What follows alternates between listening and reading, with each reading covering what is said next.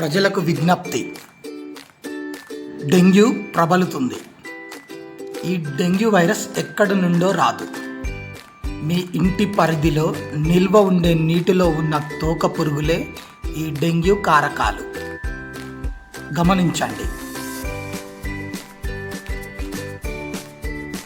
ఈ ఒక్క తోక పురుగు 300 డెంగ్యూ దోమలని ఉత్పత్తి చేస్తుంది. ఇంట్లో చిన్న పిల్లలు, వృద్ధులు ఎవరైనా ఎఫెక్ట్ కావచ్చు. మీరు చేయవలసిందల్లా మీ ఇంటి పరిధిలో నిల్వ ఉన్న నీటిని ఖాళీ చేయండి. డెంగ్యూ కారకం అభివృద్ధి చెందదు. దోమ పుట్టరాదు, దోమ కుట్టరాదు. వ్యాధి వ్యాప్తి కాకుండా చూసుకునే బాధ్యత మనదే. ఎందుకంటే వైద్యం ఖర్చుతో కూడుకున్నది. జాగ్రత్త. మీ వైద్య ఆరోగ్య శాఖ.